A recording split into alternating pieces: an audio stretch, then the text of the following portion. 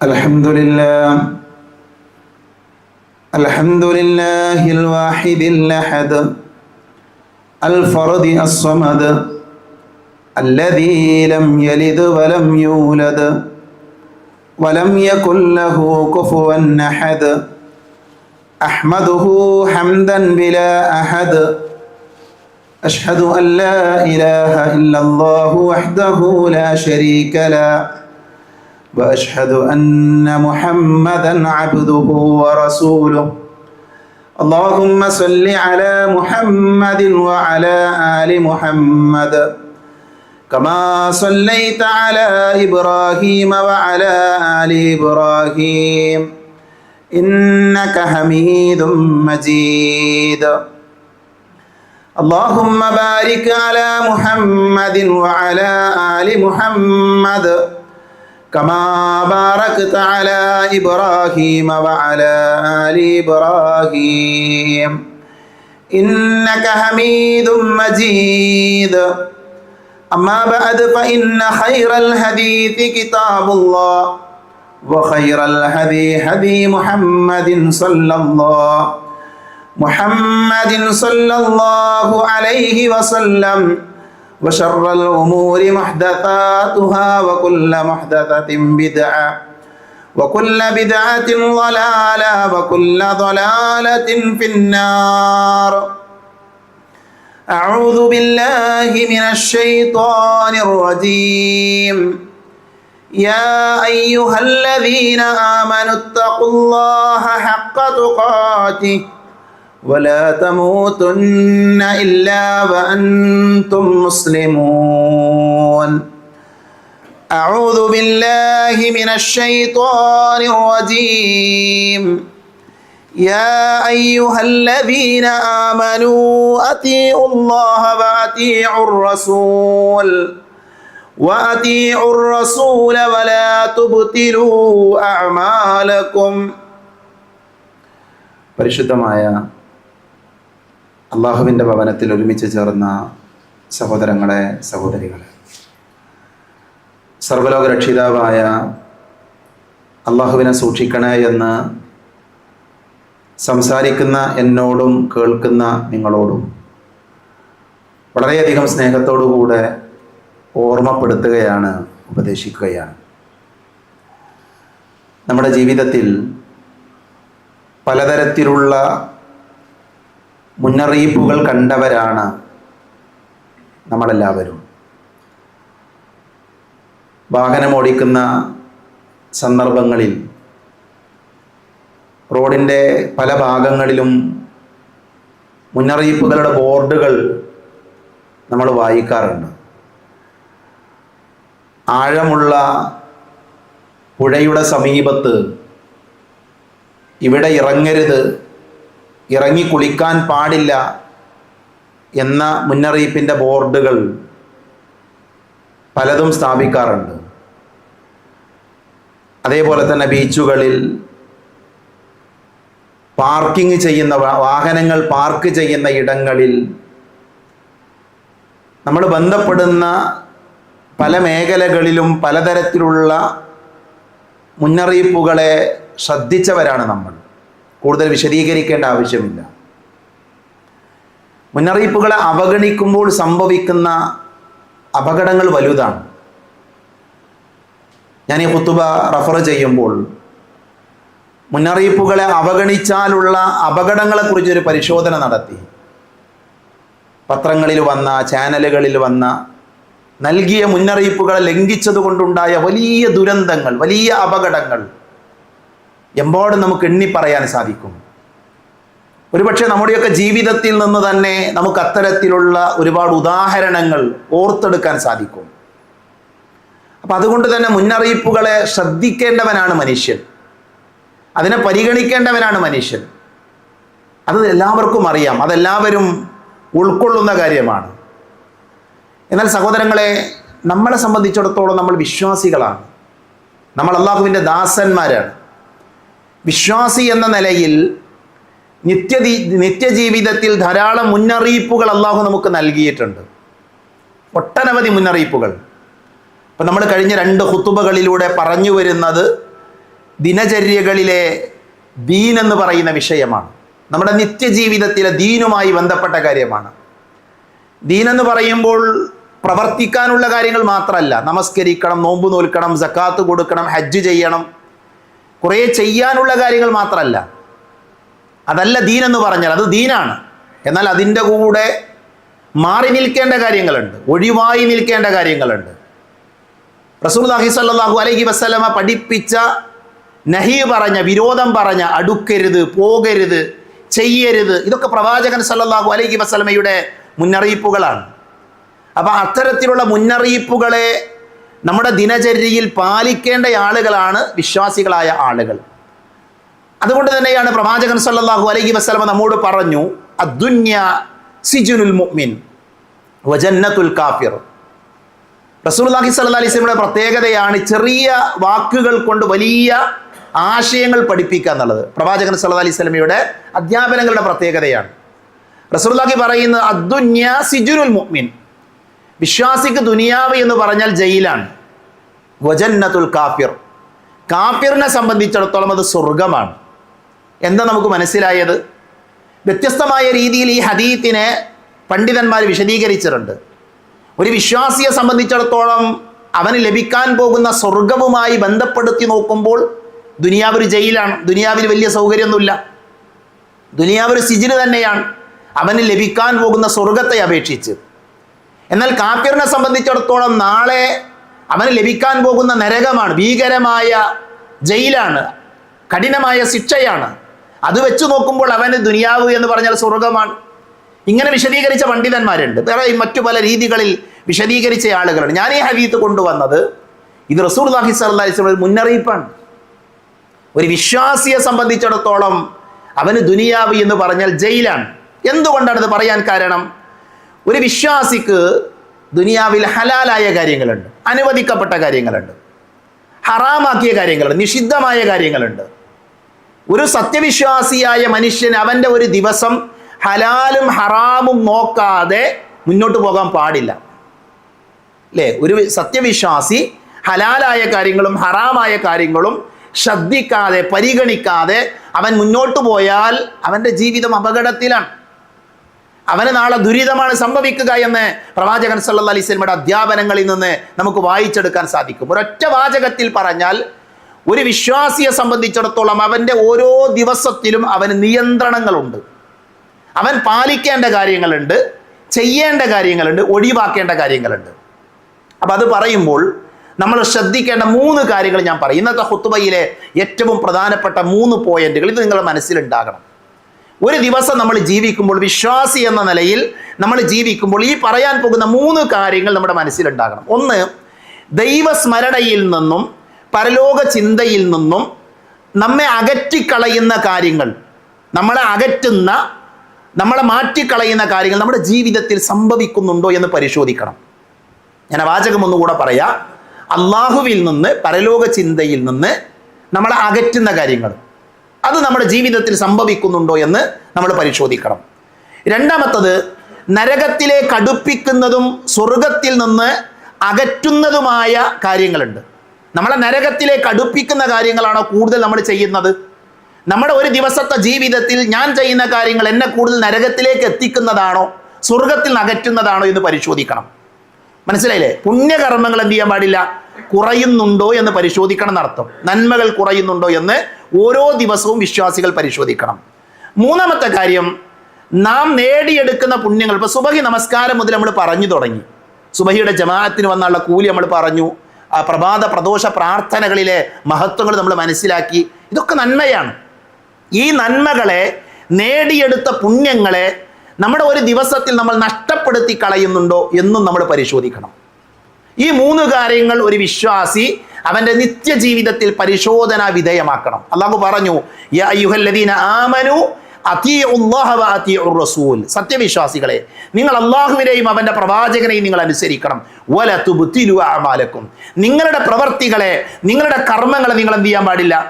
നിങ്ങൾ പൊളിച്ചു കളയരുത്, നഷ്ടപ്പെടുത്തി കളയരുത്. ഇത് അള്ളാഹുവിൻ്റെ പ്രവാചകൻ സല്ലല്ലാഹു അലൈഹി വസല്ലമയിലൂടെ അള്ളാഹു നമുക്ക് നൽകിയ താക്കീതാണ്. സഹോദരങ്ങൾ, ഞാൻ ഈ ഒരു ആമുഖം പറയാൻ കാരണം, നമ്മൾ ചെയ്യുന്ന പല നന്മകളെയും നമ്മുടെ പല നല്ല ഗുണങ്ങളെയും പരലോകത്ത് നഷ്ടമാക്കി കളയുന്ന, പരലോകത്ത് ദുരന്തത്തിലേക്ക് നമ്മളെ കൊണ്ടെത്തിക്കുന്ന ഒരു മേഖലയായി വിനോദരംഗങ്ങൾ മാറുന്നുണ്ട്. വിനോദങ്ങൾ മാറുന്നുണ്ട്. ഞാൻ ഈ സംസാരിക്കുന്ന പശ്ചാത്തലം എല്ലാവർക്കും അറിയാം. നമ്മളൊരു വലിയ മത്സരത്തിൻ്റെ, ലോകത്ത് നടക്കുന്ന ഒരു മത്സരത്തിൻ്റെ നടുവിലാണ് ഇന്ന് ലോകമുള്ളത്. ലോകത്തുള്ള കോടാനുകോടി മനുഷ്യർ അവരവരുടെ ഉറക്കമൊഴിവാക്കി നിരന്തരം ഒരു മാമാങ്കത്തിൻ്റെ, ഒരു മത്സരത്തിൻ്റെ ലഹരിയുടെ പിറകിലാണ് എന്നുള്ളതൊരു യാഥാർത്ഥ്യമാണ്. അപ്പം അതുകൊണ്ട് തന്നെ ഒരു വിശ്വാസിയുടെ ഒരു ദിനത്തെക്കുറിച്ച് നമ്മൾ ചർച്ച ചെയ്യുമ്പോൾ വർത്തമാന കാലഘട്ടത്തിൽ വിശ്വാസികളായ പല ആളുകളുടെയും ദിനചര്യകളിലെ പ്രധാനപ്പെട്ട ഒരു കർമ്മമായി മാറുന്ന, അല്ലെങ്കിൽ ഗൗരവത്തോടുകൂടെ പല ആളുകളും കാണുന്ന ഒരു മത്സരത്തെക്കുറിച്ച് വിശ്വാസികളെ ഉത്ബോധിപ്പിക്കേണ്ട, ഓർമ്മപ്പെടുത്തേണ്ട സ്ഥലമാണ് മിമ്പർ എന്ന ഉത്തമമായ ബോധത്തിൽ നിന്നുകൊണ്ട് തന്നെയാണ് ഈ വിഷയം നമ്മൾ ചർച്ചക്കെടുക്കുന്നത്. ഇസ്ലാം വിനോദത്തിനെതിരല്ല. അടിവരട്ട് മനസ്സിലാക്കണം, ഇസ്ലാം വിനോദങ്ങൾക്കെതിരല്ല. മനുഷ്യന്റെ സ്വഭാവമാണ് വിനോദങ്ങളോട് താല്പര്യമുള്ളവരാണ് എന്നുള്ളത്. അത് മനുഷ്യന്റെ സ്വഭാവങ്ങളിൽപ്പെട്ടതാണ്. അതുകൊണ്ട് തന്നെയാണ് ഇസ്ലാം വിനോദങ്ങളെ അതിൻ്റെ പരിധികളുടെ ഉള്ളിൽ നിന്നുകൊണ്ട് എന്ത് ചെയ്തു? അനുവദിച്ചു. എന്തിനാണ് ഞാൻ ആ വാചകം പറഞ്ഞത്? ഇസ്ലാം വിനോദങ്ങളെ പരിധിക്കുള്ളിൽ നിന്നുകൊണ്ട് അനുവദനീയമാക്കിയിട്ടുണ്ട്. എന്നാൽ പരിധി വിട്ടാലോ അത് നിഷിദ്ധമാണ്, അത് പാടില്ലാത്ത കാര്യമാണ്, അവിടെ വിലക്ക് വരുന്നുണ്ട്. അതുകൊണ്ട് തന്നെ ഒരു മനുഷ്യനെ സംബന്ധിച്ചിടത്തോളം അവൻ്റെ ശാരീരികമായ മാനസികമായ ഉല്ലാസത്തിന് ഇസ്ലാം അനുവാദം കൊടുക്കുന്നുണ്ട് എന്ന് തന്നെയാണ് നമ്മുടെ ദീന് നമുക്ക് പറഞ്ഞു തരുന്നത്. അള്ളാഹുവിൻ്റെ റസൂൽ സല്ലല്ലാഹു അലൈഹി വസല്ലമയും ആയിഷ റളിയല്ലാഹു അൻഹയും ഓട്ട മത്സരം നടത്തി. വിനോദമായിരുന്നു. അവർ ഓട്ട മത്സരം നടത്തി. ഒരു പെരുന്നാളിൻ്റെ ദിവസം പ്രവാചകൻ സല്ലല്ലാഹു അലൈഹി വസല്ലമയുടെ പള്ളിയുടെ മുമ്പിൽ അബിസീനിയക്കാരായ ചില ആളുകൾ അവർ വന്നിട്ട് അവരുടെ ഗോത്രത്തിൻ്റെ ഒരു പ്രത്യേക തരത്തിലുള്ള ഒരു പാരമ്പര്യമായ ആയോധന നൃത്തം, ആയുധങ്ങൾ കൊണ്ടുള്ള ഒരു പ്രത്യേക തരത്തിലുള്ള വിനോദം അതവർ നടത്തുകയും പ്രവാചകനും പ്രവാചകന്റെ ഭാര്യയും അടക്കമുള്ള ആളുകൾ അത് കാണുകയും ചെയ്തത് സ്വഹീഹായ ഹദീത്തുകളിൽ നമുക്ക് കാണാൻ പറ്റും. ദഫ് മുട്ടിയ അത്തരത്തിലുള്ള ആഘോഷങ്ങളിൽ, വിനോദങ്ങളിൽ പങ്കുചേർന്ന ഒട്ടനവധി രംഗങ്ങൾ പ്രവാചകൻ സല്ലല്ലാഹു അലൈഹി വസല്ലമയുടെ ജീവിതം വായിക്കുമ്പോൾ നമുക്ക് കാണാൻ പറ്റുന്നുണ്ട്. അപ്പോൾ ഇതൊക്കെ അർത്ഥമാക്കുന്നത് വിനോദങ്ങൾക്ക് ഇസ്ലാം എതിരല്ല. വിനോദങ്ങളാകാം, പക്ഷെ എന്ത് ചെയ്യാൻ പാടില്ല? പരിധി വിടാൻ പാടില്ല എന്നുള്ളത് പ്രത്യേകം നമ്മൾ മനസ്സിലാക്കണം. ഫുട്ബോൾ മത്സരം ഹറാമാണോ? ഹറാമാണ് എന്ന് ഫത്വ പറയാൻ ഇസ്ലാമിക ലോകത്ത് ഒരു പണ്ഡിതനും ശ്രമിച്ചിട്ടില്ല. ഫുട്ബോൾ മത്സരം കളിക്കുക, കാണുക എന്നുള്ളത് ഹറാമാണ് എന്ന് ആർക്കും വാദമല്ല. എന്നാൽ അത് പുണ്യകരമായ കാര്യമാണെന്ന് മനസ്സിലാക്കാൻ പറ്റൂല. ഫുട്ബോൾ കാണുന്ന പറഞ്ഞാൽ പുണ്യകരമായ കാര്യമാണ്, അതൊരു ഭയങ്കര കൂലി കിട്ടുന്ന കാര്യമാണ്. അങ്ങനെ നമ്മൾ എന്ത് ചെയ്യാൻ പാടില്ല? നമ്മൾ മനസ്സിലാക്കാൻ പാടില്ല. നിർബന്ധമായ ബാധ്യതയിൽപ്പെട്ടതുമല്ല, പുണ്യവുമല്ല. മറിച്ച് അതിൻ്റെ വിധി പറയുകയാണ് എങ്കിൽ അത് മുബാഹാണെന്ന് പറയാം. മുബാഹ് എന്ന് പറഞ്ഞാൽ എന്താ? അനുവദനീയമായ ഒരു കാര്യമാണ്. ആ രീതിയിലാണ് അത്തരം മത്സരങ്ങളെ നമ്മൾ കാണേണ്ടത്. എന്നാൽ ചില സന്ദർഭങ്ങളിൽ ഇത് ഹറാമാകും, ചില സന്ദർഭങ്ങളിൽ അത് നിഷിദ്ധമാകും, അത് കുറ്റകരമായി മാറും. അതുകൊണ്ടാണ് ഈ വിഷയം നമുക്ക് ഖുത്ബയിൽ പറയേണ്ടി വരുന്നത്. കേവലം ഒരു സന്തോഷത്തിനപ്പുറം ഒരു ലഹരിയായി ഇത് ആളുകളെ പിടികൂടുന്നുണ്ട് എങ്കിൽ വിനോദത്തിന് പകരം ഇത്തരം കളികൾ അനുവദിക്കപ്പെട്ടതാണെങ്കിലും ചില സാഹചര്യങ്ങളിൽ അത് നിഷിദ്ധമായിട്ട് മാറും. ഉറപ്പാണ്, ചില സാഹചര്യങ്ങൾ അത് നിഷിദ്ധമായി മാറും. അതിലേതാണ് സാഹചര്യം? ഒന്ന്, ദീനിനേക്കാൾ കളിക്ക് പ്രാധാന്യം കൊടുക്കുമ്പോൾ. അടിവരട്ടോളി. ഈ പള്ളിയിൽ ഒരുപക്ഷെ നടന്നുകൊണ്ടിരിക്കുന്ന വേൾഡ് കപ്പ് മത്സരം കാണുന്ന ആളുകൾ ഉണ്ടാകാം. ഞാൻ പറഞ്ഞു, കാണുന്നതിനെ കുറ്റം പറയുന്ന, അത് കാണണ്ട എന്ന് പറയാനല്ല ഈ ഖുത്ബ. പക്ഷെ നമ്മുടെ ജീവിതത്തിൽ അത് ഹറാമായി വരുന്ന സന്ദർഭം ഏതാണ്? നമ്മുടെ ജീവിതത്തിൽ ഹറാമായി വരുന്ന രംഗം ദീനിനേക്കാൾ അതിന് പ്രാധാന്യം വരുന്നുണ്ടോ എങ്കിൽ അത് ഹറാമാണ്. എങ്ങനെയത് മനസ്സിലാക്കുക? എങ്ങനെയാണത് മനസ്സിലാക്കുക? നമസ്കാരത്തിൻ്റെ സമയത്ത് കളി വന്നു, നമ്മൾ എവിടെ ഇരിക്കും? അവിടെ നമുക്ക് മനസ്സിലാക്കാൻ പറ്റും. ഹയ്യാൽ അസ്സലാ ഹയ്യാൽ ഫലാ എന്ന് പറഞ്ഞ് പള്ളിയിലേക്ക് നമ്മളെ വിളിക്കുമ്പോൾ ആ വിളിയുടെ ശബ്ദം കേൾക്കുന്ന സമയത്ത് നാം സ്ക്രീനിൻ്റെ മുമ്പിലാണ് എങ്കിൽ ദീനിനേക്കാൾ കളിക്ക് നാം പ്രാധാന്യം കൊടുക്കുന്നത് ഹറാമാണ്, അത് നിഷിദ്ധമാണ്, സംശയമല്ല. ഒരുപക്ഷെ ഇപ്പോഴുള്ള മത്സരങ്ങളുടെ സമയക്രമം നമ്മൾ പരിശോധിക്കുമ്പോൾ പലപ്പോഴും പ്രഭാത സമയത്താണ് പല മത്സരങ്ങളും, രാത്രിയിൽ മത്സരങ്ങളുണ്ട്. അമേരിക്കൻ നാടുകളിൽ നടക്കുന്ന ഒരു മത്സരമായതുകൊണ്ട് തന്നെ 12:30 മത്സരമുണ്ട്, 3:30 മത്സരമുണ്ട്, 6:30 മത്സരമുണ്ട്. 3:30 മത്സരത്തിന് എഴുന്നേൽക്കുന്ന എത്രയോ മനുഷ്യന്മാരുണ്ട്, കുട്ടികളുണ്ട്, യുവാക്കളുണ്ട്. സുബഹിക്കുന്നവരെ എഴുന്നേൽക്കാത്ത ആളുകൾ, സുബഹിയുടെ ബാങ്ക് ഒരിക്കൽ പോലും തൻ്റെ കാതുകൊണ്ട് പള്ളിയിൽ നിന്ന് കേൾക്കാത്ത ആളുകൾ 3:30 മുൻപ് ഉണർന്ന് ആ മത്സരം കാണാൻ ശ്രമിക്കുന്നുണ്ട് എങ്കിൽ അവരെന്തിനാ പ്രാധാന്യം കൊടുക്കുന്നത്? അവർക്ക് ദീനാണോ വലുത്, കളിയാണോ വലുത്? സഹോദരൻ, ഇത് മിമ്പർന്ന് പറയണ്ടേ? ഈ വിഷയം ഗൗരവത്തോടെ ഓർമ്മപ്പെടുത്തേണ്ടതില്ലേ? വിശുദ്ധ ഖുർആനിൽ അല്ലാഹു സുബ്ഹാനഹു വ തആല നമ്മളോട് പറഞ്ഞ വാചകമുണ്ട്, വമിനൻ നാസി മൻ യശ്തരി ലഹുവൽ ഹദീഥി ലിയുദില്ല അൻ സബീലില്ലാഹി ബിഗൈരി ഇൽമിൻ. മനുഷ്യന്മാരിൽ ചില ആളുകളുണ്ട്, അവര് വില കൊടുത്തിട്ട് എന്ത് ചെയ്യുക, അവര് വിനോദങ്ങളെ വിലക്ക് വാങ്ങുന്ന ആളുകളെന്ന, അള്ളാഹുവിന്റെ മാർഗത്തിൽ നിന്ന് അവരെ തെറ്റിച്ച് കളയുന്ന, അവർക്ക് യാതൊരു ഉപകാരമില്ലാത്ത വിനോദങ്ങളെ വില കൊടുത്തു വാങ്ങുന്ന ആളുകളെ കുറിച്ച് അല്ലാഹു സുബ്ഹാനഹു വ തആല നമ്മളെ പഠിപ്പിക്കണം. ഈ ആയത്തിനെ വിശദീകരിച്ചുകൊണ്ട് പണ്ഡിതന്മാർ പറഞ്ഞ വാചകം ലഹുവൽ ഹദീഥി എന്ന് പറഞ്ഞാൽ വമാ യദുറു വലാ യൻഫഉ എന്നാണ്. എന്താണ് വമാ യദുറു വമാ യൻഫഉ എന്ന് പറഞ്ഞാൽ? ഉപകാരപ്പെടുന്നതിനേക്കാൾ ദോഷം ചെയ്യുന്നതും ഗുണത്തേക്കാൾ തിന്മ കൂടുതലുള്ളതുമായ കാര്യങ്ങൾ. നിങ്ങൾ ആലോചിച്ച് നോക്കൂ, ഒരു മനുഷ്യൻ അയാളുടെ ജീവിതത്തിൽ ദീനിനേക്കാൾ കളിക്ക് പ്രാധാന്യം കൊടുക്കുക, അപ്പം അത് ഹറാമാണ്. അതേപോലെ തന്നെ മുഴുവൻ സമയം ഇതിനു വേണ്ടി മാറ്റി കളി കണ്ടു എന്ന് മാത്രമല്ല, മറിച്ച് ആ കളിയെക്കുറിച്ചുള്ള അവലോകനങ്ങൾ, അതുമായി ബന്ധപ്പെട്ട അനലൈസ്, അതിൻ്റെ വിശദമായ വിവരങ്ങൾ നിരന്തരം കേട്ടുകൊണ്ടിരിക്കുക. അതെന്താ? അതൊരു ലഹരിയായിക്കൊണ്ട് മാറുകയാണ്. അധിക സമയവും അതിനുവേണ്ടി മാറ്റിവെക്കുകയാണ്. ബാധ്യതകൾ മറക്കുന്ന ആൾക്കാരുണ്ട്. സ്വന്തം ഭാര്യനോടുള്ള, മക്കളോടുള്ള, അതേപോലെ തന്നെ കുടുംബത്തോടുള്ള, സമൂഹത്തോടുള്ള ബാധ്യതകൾ പോലും മറക്കുന്ന എത്രയോ മനുഷ്യന്മാരെ ഈ കാലഘട്ടങ്ങളിൽ നമുക്ക് കാണാൻ സാധിക്കും. അതുകൊണ്ട് സഹോദരങ്ങളെ, നമ്മൾ ദീനിനേക്കാൾ എന്തിനു പ്രാധാന്യം കൊടുക്കാൻ പാടില്ല? അത്തരം കാര്യങ്ങൾ കൊടുക്കാൻ പാടില്ല. അത് അപകടമാണ്. അത് അള്ളാഹുവിൻ്റെ താക്കീതുകളെ ലംഘിക്കുന്ന സ്വഭാവമാണെന്ന് പ്രത്യേകം നമ്മൾ മനസ്സിലാക്കണം. നോക്കൂ നിങ്ങൾ, ഈ മത്സരം കൊണ്ട് സംഭവിക്കുന്ന അപകടങ്ങളിൽ ഏറ്റവും വലുത് അള്ളാഹുവിനെ കുറിച്ചുള്ള സ്മരണയിൽ നിന്ന് അകലാണ് മനുഷ്യന്മാർ. അള്ളാഹുവിനെ കുറിച്ചുള്ള സ്മരണയിൽ നിന്ന് അകലാണ്. നിസ്കരിക്കാൻ കറക്റ്റ് വരുന്നില്ല, അല്ലേ? സമയത്ത് നിസ്കരിക്കാൻ എത്തണില്ല. ഇപ്പൊ 3:30 മണിക്ക് കളി കാണാൻ വേണ്ടി എഴുന്നേൽക്കുന്ന ഒരു മനുഷ്യൻ, ആ കളി 4:30 മണി 5 മണി വരെ കളി ഉണ്ടാകും. സുബൈക്കും ജമാഅത്തിനില്ല. ഇപ്പൊ പല സ്ഥലങ്ങളിലും ഒരുമിച്ചിരുന്ന ആളുകൾ കളി കാണുന്ന സംവിധാനങ്ങളുണ്ട്.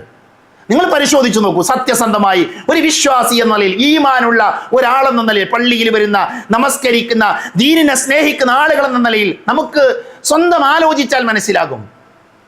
പ്രത്യേകിച്ച് ഞങ്ങളുടെ ജില്ലയിൽ, മലപ്പുറം ജില്ലയിൽ, മുസ്ലിങ്ങൾ ഭൂരിപക്ഷമുള്ള ഇടങ്ങളിൽ എത്രയോ കുട്ടികൾ, എത്രയോ യുവാക്കളായ ആളുകൾ അതൊരു ലഹരിയായി കൊണ്ടു നടക്കുകയാണ്. ഖുർആൻ ഓതാൻ നേരല്ല, നിസ്കരിക്കാൻ സമയമല്ല, അല്ലേ? അതാണ് ഇതിൻ്റെ അവസ്ഥ. അള്ളാഹുവിനെ കുറിച്ചുള്ള സ്മരണയിൽ നിന്ന് അവരെന്ത് ചെയ്യുന്നു? അവരകലുന്നു. ഏറ്റവും വലിയൊരു അപകടമാണത്. രണ്ടാമത്തെ കാര്യം, അമിതാസക്തിയും സമയം പാഴാക്കലുണ്ടാകുന്നു. അമിതാസക്തിയാണ്. സമയം എന്ന് പറഞ്ഞാൽ വളരെ വിലപ്പെട്ടതാണ്. 24 മണിക്കൂർ ഇതിൻ്റെ പിറകിലാണ്. ഞാൻ പലപ്പോഴും പല പ്രോഗ്രാമുകളും കഴിഞ്ഞ് രാത്രി 12:30 മണിക്കും 1 മണിക്കൊക്കെ യാത്ര ചെയ്തു പോകുന്ന സമയത്തൊക്കെ കാണാം യുവാക്കൾ റോട്ടിൽ നിന്നാണ്. അവർ ഫ്ലക്സ് കിട്ടുന്ന തിരക്കിലാണ്, അവർ കൂടിയിരിക്കുന്ന തിരക്കിലാണ്. ആരാണ്? മുസ്ലിങ്ങളായ ആളുകൾ. എന്തുകൊണ്ടാണിത്? ഇതൊരു ലഹരിയായി കൊണ്ട് നടക്കാണ്. അവരവരുടെ സമയം, അവരുടെ നല്ല സമയത്തെ അവർ നഷ്ടപ്പെടുത്തുകയാണ്. അള്ളാഹുവിന്റെ റസൂൽ സല്ലല്ലാഹു അലൈഹി വസല്ലം പറഞ്ഞത്, നിഅമതാനി മഅബൂനൻ ഫീഹിമാ കസീർ. ജനങ്ങളിൽ ധാരാളം ആളുകൾ അള്ളാഹുവിന്റെ 2 നിഅമത്തുകളെ അതിനെക്കുറിച്ച് അശ്രദ്ധരാണ്. അസ്സിഹത്തു വൽ ഫറ, ഒഴിവ് സമയവും ആരോഗ്യവുമാണ് എന്ന് പ്രവാചകൻ സല്ലല്ലാഹു അലൈഹി വസല്ലം പഠിപ്പിച്ചത് കാണാൻ പറ്റും. മൂന്നാമത്തെ കാര്യം, താരങ്ങളെ ആരാധിക്കുന്ന അവസ്ഥ. താരാരാധന വരുന്നു. ഞാൻ ആളുകളുടെ പേരുകൾ ഈ മിമ്പർ വെച്ച് പറയാൻ ഉദ്ദേശിക്കുന്നില്ല. പലരും ആരാധിച്ചു കൊണ്ടിരിക്കുക. ആരാധിക്കുന്ന പറഞ്ഞാൽ ഇബാദത്ത് എന്നല്ല അർത്ഥം, മറിച്ച് അവരെ അനുകരിക്കുന്ന അവസ്ഥ ഉണ്ടാകുന്നു. അപ്പൊ നോക്കൂ നിങ്ങൾ, ഒരു ഫുട്ബോൾ മത്സരത്തിൽ ഒരു കളിക്കാരൻ എങ്ങനെ തലമുടി വെട്ടിയോ അതേപോലെ വെട്ടുന്ന കുട്ടികൾ വളർന്നു വരുന്നുണ്ട്. അതേപോലെ തലമുടി വെട്ടുന്ന കുട്ടികളുണ്ട്. ഇന്നും ലോകത്ത് സ്വാധീനം ചെലുത്തുന്ന ഒരു ഫുട്ബോൾ താരത്തിന്റെ ഹെയർ സ്റ്റൈൽ എന്താണ് എന്ന് പരിശോധിക്കുന്ന, അതേ രീതിയിൽ മുടിവെട്ടാൻ ശ്രമിക്കുന്ന ആൾക്കാരുണ്ട്. ഹദീസിലൊരു പ്രയോഗമുണ്ട്. പ്രവാചകൻ സല്ലല്ലാഹു അലൈഹി വസല്ലമ ഖസാഇനെ കുറിച്ച് പറഞ്ഞു. ഖസാഇ എന്ന് പറഞ്ഞാൽ തലയുടെ ചില ഭാഗങ്ങൾ വടിച്ച് ചില ഭാഗങ്ങൾ നീട്ടി വളർത്തുക. ചില ഭാഗങ്ങളിൽ മുടി എന്ത് ചെയ്യുക? വടിച്ച് കളയുക. ചില ഭാഗത്ത് അവിടെ തന്നെ നിർത്തുക. അതിന് ഖസാഇ എന്നാണ് അറബിയിൽ പറയാം. അത് ഹറാമാണ്, അത് നിഷിദ്ധമാണ്. ഇനി പറയും, നിങ്ങൾ നെഞ്ചിൽ തട്ടി നമുക്ക് പറയാൻ പറ്റുമോ? മുസ്ലിം ഉമ്മത്തിൽപ്പെട്ട ആളുകൾ, മുസ്ലിം കുട്ടികളായ ആളുകൾ അവരുടെ മുടി വെട്ടുന്നത് ഏതൊക്കെയോ താരങ്ങളെ അനുകരിച്ചുകൊണ്ടാണ്.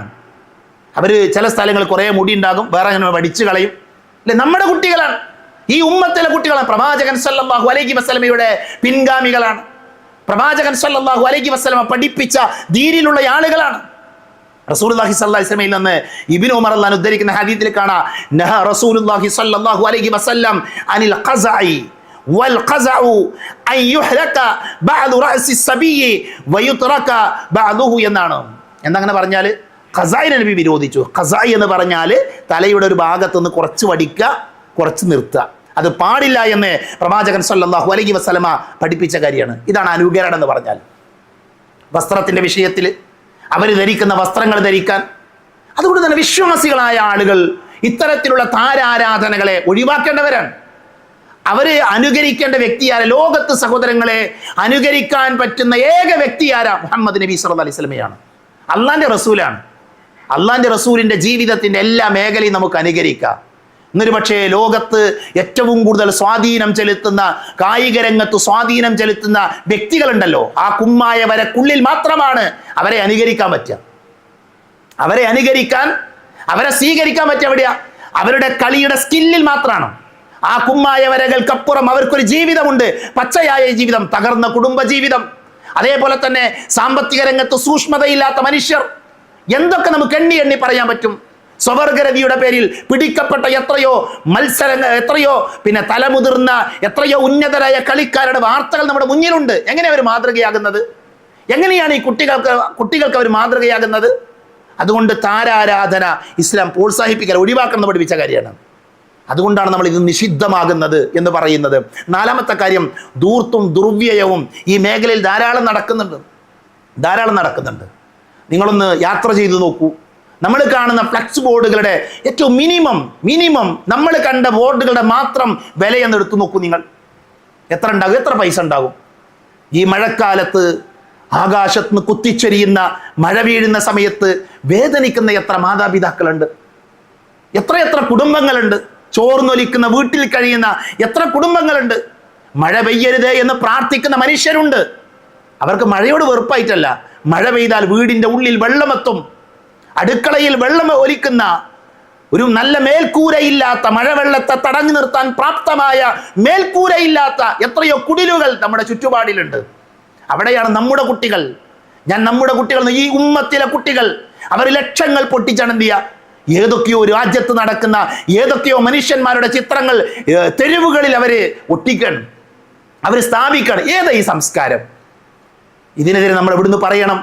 അതിനാ പടച്ചോന്റെ അള്ളാന്റെ റസൂൽ മിമ്പർ ഉണ്ടാക്കിയത്. അതിനാ അള്ളാഹുവിന്റെ റസൂൽ സല്ലല്ലാഹു അലൈഹി വസല്ലമ പള്ളികളുടെ മിമ്പറുകളെ ബോധിപ്പിക്കേണ്ട കാര്യമാണ് എന്ന് പഠിപ്പിച്ചത്. ഒരു തിന്മ കണ്ടാൽ മൻ റഅ മിൻകും മുൻകറൻ ഫൽയുഗയ്യിർ ബിയദിഹി, കൈകൊണ്ട് തടയണമെന്നാ, പറ്റൂലെങ്കിൽ നാവ് കൊണ്ട് പറയണമെന്നാ, അതിനും പറ്റില്ല എങ്കിൽ മനസ്സിൽ വെറുപ്പെങ്കിൽ ഉണ്ടാകണമെന്നാണ്. അതുകൊണ്ട് സഹോദരങ്ങളെ, ആൾക്കാരെ പേടിച്ചിട്ട് നമ്മളിത് പറയാതിരിക്കാൻ പറ്റൂല. ജനങ്ങളെ ഭയന്ന് നമ്മളിത് പറയാതിരിക്കാൻ പറ്റില്ല. ദൂർത്തടിക്കുന്ന, ഇപ്പൊ ഞങ്ങളുടെ നാട്ടിലാ, എൻ്റെ വീട്ടിൽ നിന്ന് 10-15 കിലോമീറ്റർ അപ്പുറമാണ് ലോകത്തിലെ ഏറ്റവും വലിയ ഫ്ലക്സ് സ്ഥാപിച്ചത്. നഅൂദുബില്ല, 600 അടി 800 അടി. ഇതൊക്കെ പറയുന്ന കേട്ട വിചാരിക്കും ഓരോ മനുഷ്യന്മാർക്ക് വീടൊക്കെ ഉണ്ടാക്കാൻ പറ്റുന്ന അത്രയും 800 അടിൻ്റെ വീട്, ആ രീതിയിലൊക്കെയുള്ള പ്രയോഗമാണ്.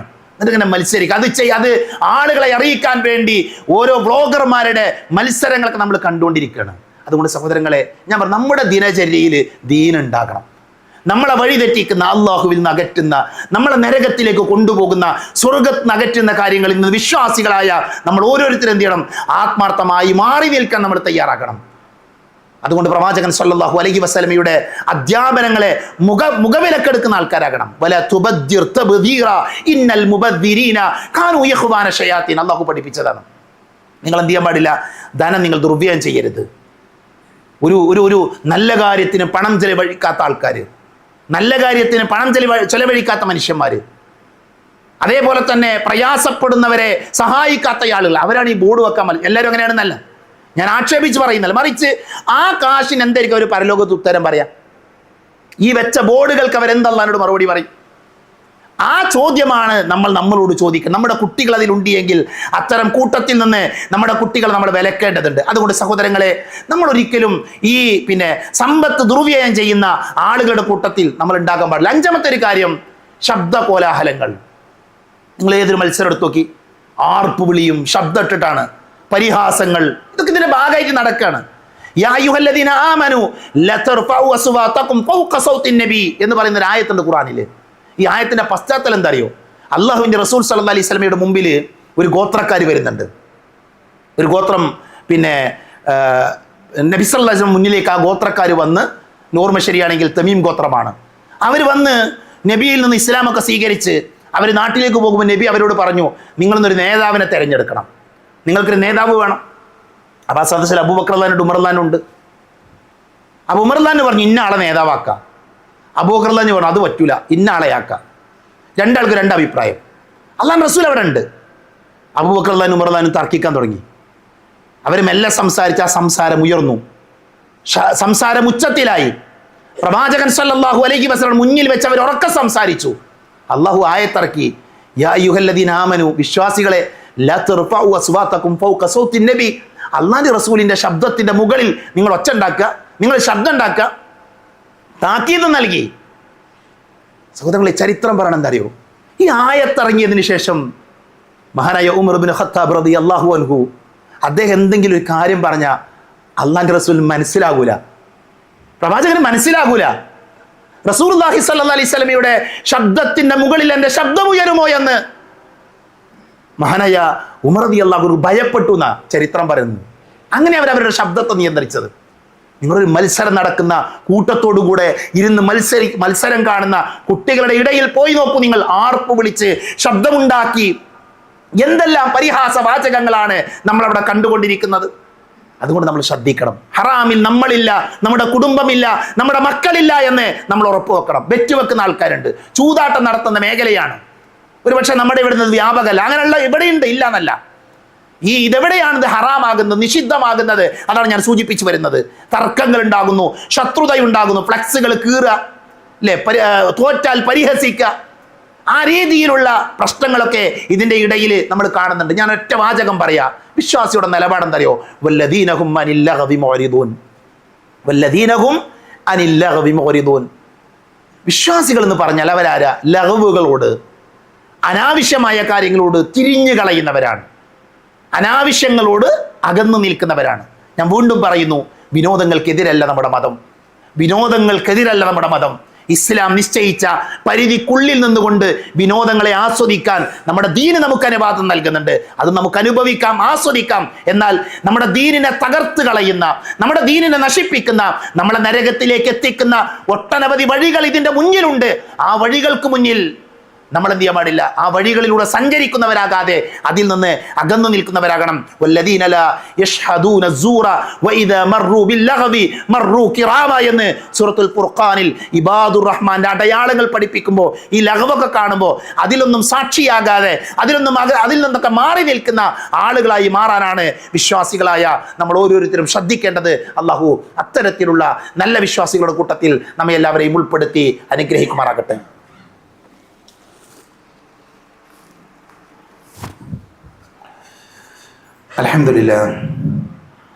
അൽഹംദുലില്ലാഹില്ലദീ അല്ലമ ബിൽ ഖലം അല്ലമൽ ഇൻസാന മാ ലം യഅലം വസ്സലാത്തു വസ്സലാമു അലാ അഷ്റഫിൽ മുർസലീൻ വഅലാ ആലിഹി വഅസ്ഹാബിഹി അജ്മഈൻ അമ്മാ ബഅദ്. പ്രിയപ്പെട്ട വിശ്വാസികളെ, ഒരിക്കൽ കൂടെ അല്ലാഹുവിനെ സൂക്ഷിക്കണേ എന്ന് ഓർമ്മപ്പെടുത്തുകയാണ്. ഒരു ഹിജ്റ വർഷം കൂടെ ആരംഭിച്ചു. ഹിജ്റ വർഷത്തിലെ ഒന്നാമത്തെ മാസം മുഹറം മാസമാണ്. ഇസ്ലാമിലെ പുതുവർഷം മുഹറമാണ്. മുഹറം മാസവുമായി ബന്ധപ്പെട്ട് വിശ്വാസികളായ ആളുകൾ മനസ്സിലാക്കേണ്ട വളരെ പ്രധാനപ്പെട്ട ഒരു പോയിന്റ് റസൂലുള്ളാഹി സ്വല്ലല്ലാഹു അലൈഹി വസല്ലമ പറഞ്ഞത് ഷഹറുല്ലാഹിൽ മുഹറം. മുഹറം എന്ന് പറഞ്ഞാൽ അള്ളാഹുവിൻ്റെ മാസമാണ്, അള്ളാഹിൻ്റെ മാസമാണ്. അപ്പോൾ അള്ളാഹുവിൻ്റെ മാസത്തിലേക്ക് നമ്മൾ പ്രവേശിച്ചു. അപ്പോൾ ഈ മാസത്തിൽ എന്താ നമ്മൾ പ്രത്യേകം ചെയ്യേണ്ടത്? ഈ പവിത്രമായ മാസങ്ങൾ 4 മാസങ്ങളാണ്. ആ മാസങ്ങൾക്ക് ചില പ്രത്യേകതകളുണ്ട്, വിശദീകരിക്കാൻ നമ്മുടെ മുമ്പിൽ സമയമല്ല. അക്രമങ്ങൾ പ്രവർത്തിക്കാൻ പാടില്ല. ഈ മാസങ്ങളിൽ നന്മകൾ ചെയ്താൽ കൂടുതൽ കൂലി കിട്ടും. എന്നാൽ ഈ മുഹറം മാസത്തിൽ ഒരു പ്രത്യേകത ഉണ്ട്. നബി പറഞ്ഞു, അഫ്ളലു സിയാമി ബഅദ ശഹ്രി റമളാൻ സിയാമു ശഹ്റുല്ലാഹിൽ മുഹറം. റമളാനിൽ നോമ്പ് കഴിഞ്ഞാൽ റമദാനിലെ നോമ്പ് കഴിഞ്ഞാൽ പിന്നെ അള്ളാഹുവിൻ്റെ അടുക്കൽ ഏറ്റവും ശ്രേഷ്ഠമായ നോമ്പുള്ളത് മുഹറം മാസത്തിലെ നോമ്പാണ്. അപ്പോൾ അതാണ് ഈ മാസത്തിൻ്റെ പ്രത്യേകത. നമ്മൾ പ്രവേശിച്ചിരിക്കുന്ന ഈ മാസത്തിൽ ഒരു നോമ്പുണ്ട്. ആ നോമ്പിൻ്റെ പ്രത്യേകത എന്താ? റമദാനിലെ നോമ്പ് കഴിഞ്ഞാൽ പിന്നെ ഏറ്റവും അഫ്ദലായ നോമ്പ് ഈ നോമ്പാണ്. ഏതാണ് ആ നോമ്പ്? മുഹറം 10 നോമ്പാണ്. മുഹറം 9 നോമ്പാണ്. മുഹറം 9 10 നോമ്പുണ്ട്. നമ്മളെ സംബന്ധിച്ചിടത്തോളം അടുത്ത വ്യാഴവും വെള്ളിയുമാണ് മുഹറം 9 10. പ്രവാചകൻ സല്ലല്ലാഹു അലൈഹി വസല്ലമ മദീനയിൽ വന്ന സമയത്ത് യഹൂദികളായ ആളുകൾ നോമ്പ് നോൽക്കുന്നത് കണ്ടു. ഫറഅൽ യഹൂദ തസൂമു യൗമ ആശൂറ ഫഖാല മാ ഹാദാ. അപ്പോൾ നബി ചോദിച്ചു, എന്താണ് അവർ നോമ്പ് നോൽക്കുന്നത്? അപ്പോൾ അവർ പറഞ്ഞു, ഹാദാ യൗമുൻ സ്വാലിഹുൻ, ഇതൊരു നല്ല ദിവസമാണ്. ഈ ദിവസത്തിന്റെ പ്രത്യേകത ഹാദാ യൗമുൻ നജ്ജല്ലാഹു ബനി ഇസ്രായീൽ മിൻ അദുബിഹിം ഫസാമഹു മൂസ. ബനു ഇസ്രായേൽപ്പെട്ട ആളുകളെ ഫിറഔനിൻ്റെ ആ ക്രൂരതയിൽ നിന്ന് അള്ളാഹു രക്ഷപ്പെടുത്തിയ ദിവസമാണ്. അങ്ങനെ മൂസാ നബിക്ക് എന്ത് ചെയ്തിരുന്നു? ആ ദിവസം നോമ്പ് നോറ്റിട്ടുണ്ട്. അപ്പം അതുകൊണ്ടാണ് ഞങ്ങൾ നോമ്പ് നോൽക്കുന്നത് എന്ന് യഹൂദികളായ ആളുകൾ പറഞ്ഞു. അപ്പം നബി സല്ലല്ലാഹു അലൈഹി വസല്ലം പറഞ്ഞു, ഫഅന അഹഖു ബിമൂസാ മിൻകും ഫസാമഹു വഅമറ ബിസിയാമിഹി. അപ്പം നബി പറഞ്ഞു, നിങ്ങളെക്കാൾ മൂസയുമായി അടുത്ത ആൾ ഞാനാണ്. അങ്ങനെ നബി സല്ലല്ലാഹു അലൈഹി വസല്ലം നോമ്പ് നോറ്റു. അള്ളാഹു റസൂൽ സല്ലല്ലാഹു അലൈഹി വസല്ലമ സ്വഹാബികളോട് നോമ്പ് നോൽക്കാൻ കൽപ്പിച്ചു, മുഹറം 10 എന്ന്. എന്നാൽ മുഹറം 9 നോമ്പ് നോൽക്കണം. എന്തുകൊണ്ടാണത്?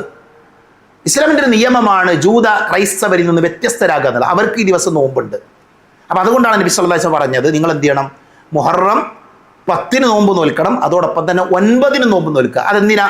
അത് ഇവരിൽ നിന്ന് വ്യതിരക്തരാകാൻ വേണ്ടിയാണ്. ഇവരിൽ നിന്ന് ഈ ക്രൈസ്തവരിൽ നിന്ന്, യഹൂദികളിൽ നിന്ന് വ്യതിരക്തരാകാൻ വേണ്ടിയാണ്. പ്രവാചകൻ സല്ലല്ലാഹു അലൈഹി വസല്ലം പറഞ്ഞു, അടുത്ത വർഷം ഞാനുണ്ടെങ്കിൽ ഫൈദാ കാനൽ ആമുൽ മുഖ്ബിലു ഇൻഷാ അല്ലാഹു സുംനാ അൽ യൗമ താസിഅ. അടുത്ത വർഷം ഞാനുണ്ടെങ്കിൽ ഞാൻ എന്ത് ചെയ്യും?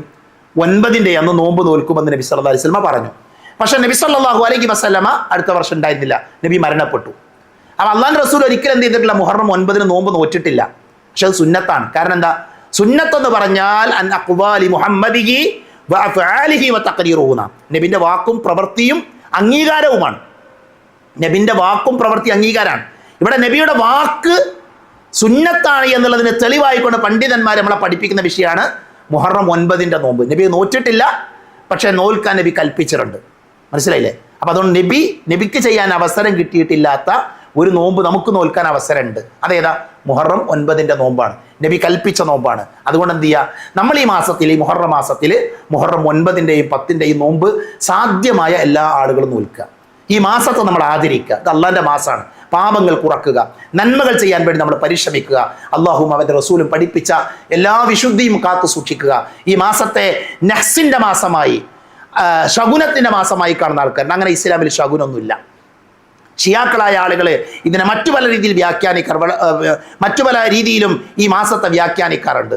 പരിശുദ്ധമായ ഖുർആനിലും പ്രമാണങ്ങളിലും വന്നതനുസരിച്ച് ഈ മാസത്തിന് പ്രത്യേകത ഉണ്ട്. ഈ മാസത്തിൽ നോമ്പ് നോൽക്കണം, നന്മകൾ അധികരിപ്പിക്കണം. അതാണ് ഹദീത്തിൽ നമുക്ക് വായിക്കാൻ പറ്റുന്നത്. ആ വായനക്കനുസരിച്ച്, പ്രമാണത്തിനനുസരിച്ച് നമ്മുടെ ജീവിതത്തെ നമ്മൾ ക്രമീകരിക്കുക. അള്ളാഹു നമ്മെ അനുഗ്രഹിക്കുമാറാകട്ടെ. അറിഞ്ഞുമറിയാതെയും നമ്മുടെ ജീവിതത്തിൽ സംഭവിച്ചു പോയ ചെറുതും വലുതുമായ എല്ലാ തെറ്റുകുറ്റങ്ങളും അള്ളാഹു പുറത്തു മാപ്പാക്കി തരുമാറാകട്ടെ. രോഗം കൊണ്ട് ബുദ്ധിമുട്ടുന്ന ധാരാളം ആളുകൾ നമ്മുടെ ഇടയിലുണ്ട്. അള്ളാഹു അവർക്ക് ഷിഫ നൽകുമാറാകട്ടെ. നമ്മളിൽ നിന്ന് മരണപ്പെട്ടു പോയ ആളുകളുണ്ട്. അള്ളാഹു അവർക്ക് മഗ്ഫിറത്ത് നൽകുമാറാകട്ടെ. അല്ലാഹുമ്മ മഗ്ഫിർ ലിൽ മുഅ്മിനീന والمؤمنات والمسلمين والمسلمات الأحياء منكم والأموات اللهم أجرنا من النار اللهم أجرنا من النار اللهم أجرنا من النار ربنا آتنا في الدنيا حسنة وفي الآخرة حسنة وقنا عذاب النار آمين آمين برحمتك يا أرحم الراحمين وآخر دعوانا الحمد لله رب العالمين.